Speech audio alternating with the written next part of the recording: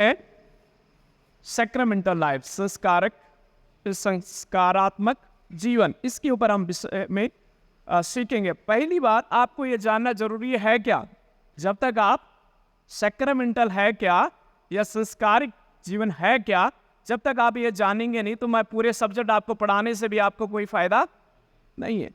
तो ये जो शब्द है सैक्रमेंटल, ये एक रोमन साम्राज्य में इस्तेमाल किया जाता है, और ये जो है सैक्रमेंटम शब्द से लिया गया है। इसका मतलब होता है संस्कारिक जीवन, ठीक है, संस्कारिक जीवन। लेकिन उस समय जो शब्द का इस्तेमाल किया गया था वो सैनिकों के लिए किया गया था। जो सैनिक रोम की सेना में आर्मी ज्वाइन करते थे, उन्हें एक शपथ लेनी पड़ती थी, ओथ लेना पड़ता था, जिसे कहा जाता था सैक्रमेंटम। इसका मतलब होता है कि अब से वो सैनिक रोम साम्राज्य का सैनिक है और वो रोम के लिए अपनी जान देने के लिए भी तैयार है, ठीक है। जब आर्मी में आप जाते हैं तो आर्मी में एक ओथ ली जाती है, शपथ ली जाती है कि आप देश की सेवा के लिए अपनी जान भी कुर्बान करने के लिए तैयार रहेंगे। तो ये जो शब्द है सैक्रमेंटल लाइफ, संस्कारिक जीवन, इसका मतलब है कि आप और मैं इस सेवा में, प्रभु यीशु मसीह की जो सेवा में आए हैं, अब से हम किसके हैं? यीशु मसीह के हैं, और उसी के लिए जिएंगे, उसी के लिए मरेंगे। जैसे एक सैनिक देश के लिए जिएगा, देश के लिए मरेगा। आर्मी आपने जम्मू में देखा होगा, कई शहीद हो जाते हैं सैनिक, है ना। आतंकवादी सामने होता है, वो डरते नहीं, भागते नहीं, लड़ते रहेंगे जब तक सांस है। वो है सैक्रमेंटल लाइफ। जब तक जीवन है तब तक उसकी सेवा करेंगे, भले जान भी चली जाए, चाहे खुद भी कुर्बान होना पड़े। वो है सैक्रमेंटल। अभी समझ आया क्या है सैक्रमेंटल? सैक्रमेंटल लाइफ का मतलब है, संस्कारिक जीवन का मतलब है कि अपने जीवन को आपने किसको दे दिया? प्रभु यीशु मसीह को दे। अब उसके लिए जिएंगे और उसी के लिए मरेंगे। वो है सैक्रमेंटल लाइफ। जैसे एक सैनिक जब सेना में जाता है तो अपने देश के लिए भले जिए या मरे, देश के लिए। और रोम के समय में भी, रोम के साम्राज्य में जब सैनिकों को सेवा में लिया जाता था तो उनको एक शपथ लेनी पड़ती थी, एक राष्ट्र के लिए एक निष्ठा शपथ लेनी पड़ती थी, जिसका नाम था सैक्रमेंटम। और उसका मतलब मैंने आपको बताया कि वो अपने देश के लिए अपनी सेवा, अपनी निष्ठा, वफादारी के साथ अपने देश के लिए जिएंगे, भले कुछ भी हो जाए। तो उसी प्रकार से आप और मैं प्रभु यीशु मसीह की जो सेवा में आए हैं, वो सैक्रमेंटल लाइफ आपको जीना होगा। ये शब्द आप बार बार सुनेंगे, ठीक है।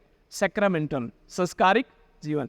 तो आपके मन में सैनिक की पिक्चर होनी चाहिए, ठीक है। एक सैनिक जैसा देश के लिए अपनी जान देने के लिए तैयार रहता है, उसी प्रकार मैं प्रभु यीशु मसीह की सेवा के लिए पूरी निष्ठा के साथ, वफादारी के साथ क्या रहूंगा? तैयार रहूंगा। तो ये समझ आया आपको? तो अब पहला जो हम सब्जेक्ट जिसके बारे में सीख रहे हैं वही है स्वयं को त्यागना, ठीक है। लिख लीजिए, इस विषय के ऊपर अभी हम स्टडी करेंगे, स्वयं को त्यागना, और जिसको इंग्लिश में कहते हैं सेल्फ डिनायल। सेल्फ डिनायल, स्वयं को त्यागना, इसके ऊपर हम जो है आज सीखेंगे, और मैं आपको इसके बारे में बताऊंगा, और ध्यानपूर्वक आप इसको सुनना। स्वयं का त्याग यानी सेल्फ डिनायल। मैं एक कहानी के साथ शुरू करना चाहता हूं, ठीक है, ताकि आपको समझ आए कि सेल्फ डिनायल क्या होता है, स्वयं का त्यागना क्या होता है। ये कहानी इस प्रकार से है, ये प्राचीन समय में यानी बहुत पहले चेरी की एक जनजाति हुआ करती थी। ये उनकी एक कहानी है। एक दिन इस जनजाति का जो बुजुर्ग व्यक्ति है वो अपने पोता से बैठ करके बातचीत कर रहा था, और जब बैठ करके बातचीत कर रहा था तो जीवन के बारे में बता रहा था, उन्हें सिखा रहा था, अपने नाती को, नाती समझते, ग्रैंडसन को सिखा रहा था। तो उसने कहा, बेटा मेरे अंदर जो है एक युद्ध चल रहा है, मेरे अंदर एक युद्ध चल रहा है, और ये भयंकर लड़ाई हो रही है, और ये दो भेड़ियों के समान है, कि दो भेड़ियां आपस में जैसे लड़ते हैं उसके समान है। तो ये जो नाती था उसका, उसने कहा दादा ये कैसे भेड़ियों की लड़ाई है, ये कैसे आपके अंदर चल रही है? उसने कहा बेटा ये दो भेड़िया हैं, एक भेड़िया है जो बुरा भेड़िया है और दूसरा भेड़िया जो एक अच्छा भेड़िया है। जो बुरा भेड़िया है वो ईर्ष्या, गुस्सा, धोखा देना, ठीक है, लालच, अहंकार, आत्मत्याग, पश्चाताप न करना, नाराजगी, हीनता, झूठ बोलना और अहंकार, ये जो है एक भेड़िया है जो गुस्सा वाला, गुस्सेला भेड़िया है, बहुत गुस्सा वाला भेड़िया। और कहता है एक दूसरा भेड़िया है जो आनंद करता है, शांत है, आशावादी है, प्रेम करने वाला है, दयालु है, सहानुभूति रखने वाला है, करुणामय वाला है, विश्वास करने वाला भेड़िया है। तो दादा इसने नाते ने पूछा दादा ये दोनों भेड़िया में से कौन भेड़िया जो जीत जाता है? तो इस ने कहा बेटा जीतता वो भेड़िया है जिसको मैं खिलाता हूं, जीतता वो भेड़िया है जिसे मैं खिलाता हूं। तो दादा ने कहा, नहीं उस नाते ने कहा दादा आप किसको ज़्यादा खिलाते हैं? तो दादा ने कहा बेटा ये कई बार मुझे भी समझ नहीं आता मैं किसको ज़्यादा खिलाता हूं, लेकिन मुझे तब पता चलता है जब लड़ाई अंदर होती है, जो जीत जाता है तो मुझे पता चलता है मैं उसको ज़्यादा खिला रहा हूं। ये कहानी जो है, इस कहानी से क्या संदेश हमें मिलता है? आपके अंदर ना गुस्सा भी है गुस्सा, आपके अंदर प्रेम भी है। यस, अब मैं आपसे बहुत प्यार से बात कर रहा हूं, आप बड़े मुस्कुरा रहे हो, ध्यान से सुन भी रहे हैं, लेकिन अगर मैं एक को खड़े करके दो चांटा उसे दे दूं तो क्या होगा? उसका रियल जो चेहरा है वो सामने आना शुरू। आप ही व्यक्ति है, आप अभी प्यार से भी बात कर रहे हैं, मुस्कुरा भी रहे हैं, लेकिन अगर मैं आपको डांटूंगा और आपको थप्पड़ मारूंगा तो आपके अंदर भी गुस्सा आ जाएगा। ये आपके अंदर ये दोनों भेड़िया है। ये डिपेंड करता है किसके ऊपर? आपके ऊपर डिपेंड करता है, मेरे ऊपर डिपेंड करता है कि किसको हम पाल रहे हैं। अब किसको कैसे पालेंगे? उदाहरण के लिए ऐसे संगति में आप रहते, गुस्से वाले लोगों के साथ रहेंगे तो गुस्सा वाला स्वभाव आपके अंदर पड़ेगा, आ जाएगा। अगर प्यार वाले वातावरण में रहते हैं, अच्छे लोगों की संगति में आप रहते हैं तो अच्छा स्वभाव आपके अंदर आता है। दोनों भेड़िया किसके अंदर है? आपके अंदर है, मेरे अंदर है। तो ये स्वभाव जो है, इस गुस्से वाले स्वभाव को आप और मैं कैसे त्यागेंगे? स्वयं का त्यागना। ये आप और मैं, चुनाव आपका है, चुनाव मेरा है। अब आप जिसको ज्यादा महत्व देंगे वो स्वभाव आपके अंदर आएगा। आप अगर परमेश्वर के प्रेम के बारे में पढ़ेंगे तो प्रेम का स्वभाव आपके अंदर आएगा। What you feed in will come out.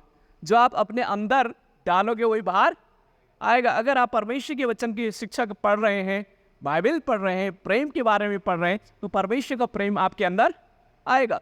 अगर आप लड़ाई झगड़े वाली किताब पढ़ रहे हैं और लड़ाई वाली मूवी देख रहे हैं तो आपकी बॉडी में भी, आपके मस्तिष्क में भी वो स्वभाव धीरे धीरे आना शुरू हो जाएगा। क्यों?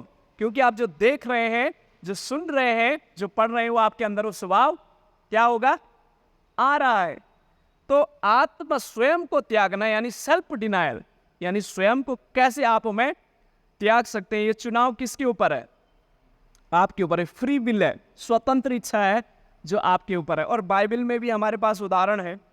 आपको मालूम है बाइबल में पहला जो व्यक्ति था आदम और हवा। परमेश्वर ने उन्हें क्या कहा कि आदम और हवा इस पेड़ का फल नहीं, लेकिन उन्होंने क्या किया? वही पेड़ का फल खा दिया। किया क्या? आज्ञा का उल्लंघन किया। यानी उन्होंने अपनी इच्छा को क्या किया? डिनाई नहीं किया, है ना। उनके अंदर इच्छा आई कि हम उसको खाएं, लेकिन परमेश्वर की इच्छा को उन्होंने, परमेश्वर की आज्ञा का पालन किया। अपनी इच्छा को क्या किया? उस भेड़िया को, वो कुशैले भेड़िया को आने दिया। अनाज्ञाकारिता, घमंड, अहंकार, मैं खा लूंगा तो कौन क्या कर लेगा, वो स्वभाव उसके अंदर आ गया। तो उन्होंने स्वयं का क्या नहीं किया?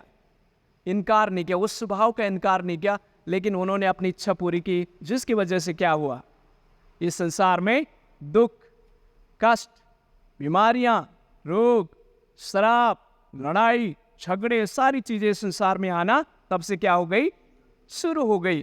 तो आपको मुझे क्या करना है बच्चों, स्वयं का इनकार करना, मतलब आपके अंदर जो बुरी भेड़िया है, गुस्सैला स्वभाव है, ठीक है, लड़ाई झगड़े करने वाला स्वभाव है, लालच का स्वभाव है, नाराजगी का स्वभाव है, झूठ बोलने वाला स्वभाव है, ठीक है, अहंकार का स्वभाव, इसको क्या करना है, इसको खाना मत खिलाइए। इस भेड़िया को खाना नहीं खिलाएगा तो खुद ही हार जाएगा, ठीक है। अगर इस भेड़िया को आप खाना खिलाएंगे तो यही जीतेगा, और आज संसार में यही जीत रहा है। जब भी देखो आप पड़ोस में कहीं देखो लड़ाई झगड़े हो रहे हैं, घरों में लड़ाई झगड़ा हो रहे हैं, भाइयों में लड़ाई झगड़ा होते हैं, दोस्तों में लड़ाई झगड़े हो रहे हैं। क्यों? क्योंकि उन्होंने उस भेड़िया को क्या कर रहे हैं, खिला रहे हैं। तो आपको मुझे उसको, भेड़िया को क्या करना है, कमजोर करना है। तो क्या करना पड़ेगा है, उसको खिलाना बंद करो, उस गुस्सेले वाले स्वभाव को क्या करना है, बदलना है, ठीक है। तो तभी जाके हमारे जीवन से हम लोग जो है इस स्वभाव से बाहर आने पाएंगे। मदर टेरेसा की कहानी सुनी? यस। तो मैं मदर टेरेसा की कहानी शुरू करना चाहता हूँ इस विषय के ऊपर, स्वयं को त्यागना। कैसे आप और मैं स्वयं को त्याग सकते हैं, कैसे एक मदर टेरेसा ने, आपको मालूम है मदर टेरेसा का नाम सुनते ही हमारे मन में एक पिक्चर आती है, एक महिला है, वाइट कपड़े पहनती है और उसने देश के लिए और लोगों के लिए बहुत भलाई के काम किए। लेकिन मैं जस्ट उनके बारे में थोड़ा सा आपको बताना चाहता हूँ, मदर टेरेसा के समर्पण के बारे में, उसके जीवन के बारे में। मदर टेरेसा का जो जन्म है 26 अगस्त 1910 में हुआ, और अल्बानिया एक देश है, वहाँ पर उनका जन्म हुआ। उनका असली नाम जो है अग्रेस गोंडा बायोजिया था। एक कठिन नाम है, लेकिन मदर टेरेसा के नाम याद रखना, ठीक है। बचपन से उनका जो झुकाव है, उनका जो हृदय है, गरीबों के लिए और अनाथों के लिए, बेसहारों के लिए उनका हृदय बचपन से ही था। और ये 1928 की बात है, जब वो मात्र 18 साल की थी। और 18 साल की उम्र में मदर टेरेसा ने सिस्टर ऑफ लोरेटो में शामिल होकर के उन्होंने जो है आयरलैंड करके एक देश है, वहाँ पर वो चली गई। और कुछ समय के बाद मदर टेरेसा वहाँ से कलकत्ता भारत में आती हैं और गरीबों और अनाथों, लाचारों के बीच में सेवा करना शुरू कर देती हैं। और उनके जीवन के द्वारा उन्होंने एक सेवा को शुरू किया जिसका नाम है, कोई बता सकते हैं क्या नाम है? Missionary of charity. Missionary of charity की उन्होंने शुरुआत की मदर टेरेसा ने। और उनकी सेवकाई के दरमियान मदर टेरेसा एक चीज कहती थी, जब भी मैं किसी भूखे को देखती हूँ, जब मैं किसी गरीब को देखती हूँ, जब मैं किसी बीमार को देखती हूँ, जब भी मैं किसी बेसहारे को देखती हूँ, तो उस इंसान में मैं प्रभु यीशु मसीह को देखती हूँ। तो वो जो है उनका देखने का एक नजरिया था, और वो देखने का उनका तरीका था। और उन्होंने बहुत ही गंदे गंदे बच्चों को, जो नाते नहीं थे, बाल बड़े थे, नाखून बड़े थे, शरीर से बदबू आती थी, ऐसे जो गलियों में रोड के किनारे पड़े रहते, उन लोगों को नहलाती थी, उन्हें खाना खिलाती थी। और जो कुष्ठ रोगी हैं उनके घाव को अपने हाथों से धोती थी, और उनके लिए जा करके लोगों से पैसा मांगती थी ताकि उनकी ज़रूरतों को पूरा कर सके। और आज सिस्टर ऑफ चैरिटी बहुत सारे देशों में फैला हुआ है। एक लेडीज़ ने, एक मदर ने, एक सिस्टर ने, जो 18 साल की उम्र में प्रभु को उसने अपना जीवन दिया, और उनके जीवन के द्वारा परमेश्वर ने ऐसी आशीष दी, आज पूरे विश्व भर में सिस्टर ऑफ चैरिटी का जो काम फैला हुआ है। तो जो इनके जीवन से मैं आपको उत्साहित करना चाहता हूँ, सिखाना चाहता हूँ, ये है, वो जवान थी 18 साल की, और उसके बारे में और जब स्टडी करेंगे तो वो एक अच्छी टीचर भी थी, बहुत ही अच्छी टीचर थी, और उनकी टीचिंग बहुत ही पसंद की जाती थी। उसने नर्सिंग की ट्रेनिंग भी की। तो सिस्टर जो है वो चाहती तो एक टीचर के रूप में भूमिका निभा सकती थी, एक नर्स के रूप में भूमिका निभा सकती थी, लेकिन उसने वो छोड़ करके कहाँ आई? गरीबों को, बेसहारों को, अनाथों को, कुष्ठ रोगियों की मदद करने के लिए वो नीचे उतर आई और उनकी सेवकाई करने लगी। वो है सेल्फ डिनायल। अपने स्वार्थ के लिए नहीं जीना, अपने लोभ के लिए नहीं जीना, लेकिन किसके लिए जीना? क्यों जीना? क्योंकि हम सैक्रामेंटल लाइफ उसने क्या किया? अडॉप्ट किया। यानी अब जीऊंगी तो किसके लिए? यीशु मसीह के लिए। मरूंगी तो किसके लिए? यीशु मसीह। उसने अपना जीवन किसको दे दिया?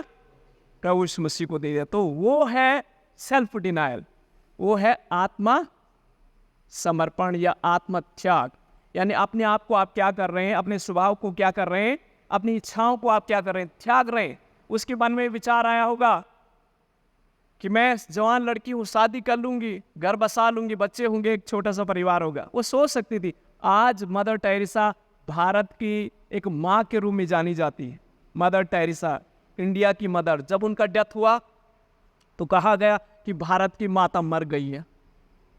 नोबेल प्राइज से उसे क्या दिया गया? अवार्ड दिया गया मदर टेरेसा को। आप समझ सकते हैं, एक जो आयरलैंड से विदेशी लेडी भारत में आई है और भारत की एक माता बन गई, पूरे भारतवासियों के लिए माता बनी। कैसे? क्योंकि उसने क्या किया?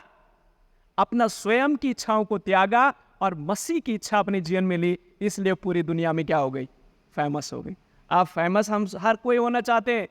आज हर एक लोग फेमस होना चाहता है ना। यूट्यूब में फेमस होना चाहते हैं लोग, फेसबुक में फेमस होना चाहते हैं, इंस्टाग्राम में फेमस होना चाहते हैं ना, सोशल मीडिया में फेमस होना चाहते हैं, अच्छा प्रीचर बनना चाहते हैं ना, प्रोफेट बनना चाहते हैं, अपोस्टल बनना चाहते हैं। हम फेमस होना चाहते हैं, लेकिन क्या आप हमें अपनी इच्छा को त्याग करके मसीह की इच्छा अपने जीवन में लेंगे? अगर मसीह की इच्छा अपने जीवन में लेंगे, वही हमें फेमस करेगा, वही हमें फेमस करेगा, वही हमें आशीष देगा और उसके जीवन के द्वारा हम आशीषित होंगे।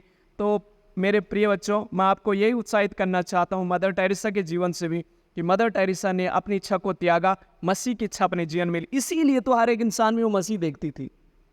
अगर आपने, मैं एक कहानी बताना चाहता हूँ आपको। एक बार की बात है, एक राजा का जो घोड़ा है वो बहुत ही अच्छा घोड़ा था, पर उसकी आदत एक खराब थी, उसे हरा घास ही चाहिए।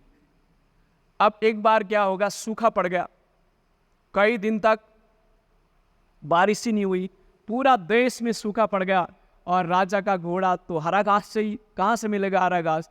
राजा ने आदेश दिया, जाओ देश विदेश में जाकर के हरा घास लेके आओ घोड़े के लिए, नहीं तो वो मर जाएगा।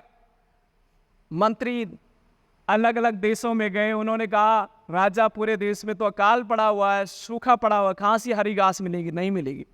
उनके बीच में एक बुद्धिमान मंत्री था, उसने कहा राजा मैं इलाज करता हूँ।